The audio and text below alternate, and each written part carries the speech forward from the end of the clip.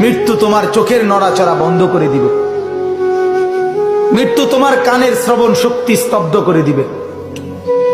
মৃত্যু তোমার ঠোঁটের নড়াচড়া বন্ধ করে দিবে।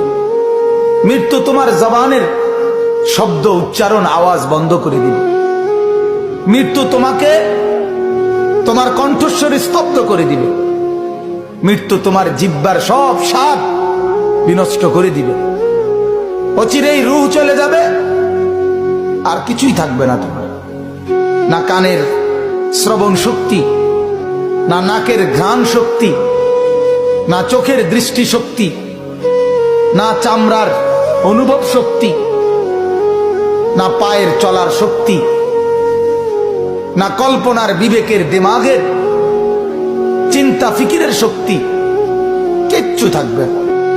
আল্লাহর নবী এটাই বলছেন, সব